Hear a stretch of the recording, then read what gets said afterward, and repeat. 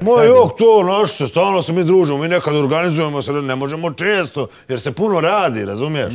Ali, brate, mili, to je meni. Šta je, je se zaglavilo, a? Ma nego šta, i popilo i zaglavilo. Ali je bilo, razumiješ? A oni momci kršni, razumiješ?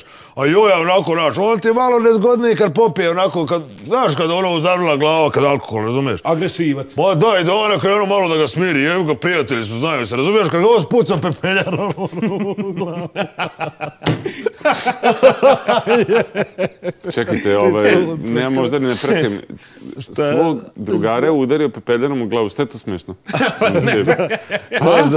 Smiješno je, jer Boškić, ako je to plehana, ona pepeljara, što se dobija uz kariran stolnjak, znaš. A ne to ništa, ne može samo da raseče. I gadno izgleda. Ali to je žika pojede možda sažvaće po 10-12 za večer. Jer on je kokareli, znaš, samo to. Jedino možda ako je malo obložena gumom, mada i ta ne boli, ali izgleda čudno, znaš, kad to onako udari pa one letani pikavci, znaš, bože ko sad da ti su upali. Ma kakva guma, ma nije guma, ovo puno stakleno, debelo kaljeno, razumiješ? Ma pukla je glava i pepeljara, razumiješ? Ali dobro, prijatelji su, ljudi smo, poveseli se dalje, što kažu. Ovaj život ide dalje, razumiješ? Čovjek. Šta? Čovjek koji bi mene udario pepeljaru, ne bi bio u životu bio prijatelj više. A ja s takvim čovjekom ne bi ni družio ni pre. Ajde, sisice, daj se malo uplašio. Moraš biti hrabar, ti si mlad. Šta ti je, čoveče? Tradicionalno, to se tradicionalna srpska tuča. To je u tradiciji, to se mora. Moraš s prijateljem se potući. Tako je, nisu svi svilana generacija sisnica i ženica ko vi što ste, samo da znaš, razumiješ.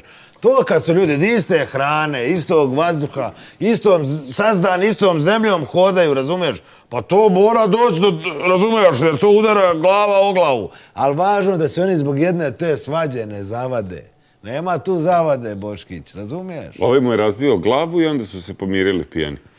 Pa gdje to, ajde recite mi gdje to ima, koja je to logika? Šta je vaša, šta je pouka ove priče? Ajde samo da čujem. Ma ajde, nemoj pričat, balavac jedan. Pa Dara i dalje on pokušavao, razumeš, da njega smiri. Pa nije ome, znaš, stalo, on hoće još dalje, razumeš.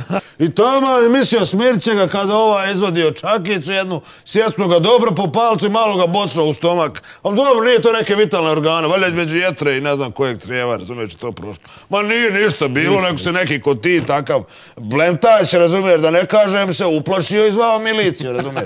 I zamisli ti sad te paradalnasalne situacije, da Joja iz svoje kafane mora da bježi. Razumiješ koji je to paradom? I sad, šta će, razumiješ, ova Milića sve ispitivala, ono, ali neće Dane reći. Pa neće on svom prijatelja, razumiješ, da ga izda. Za prijatelja se i život dadne ako treba. Stanite.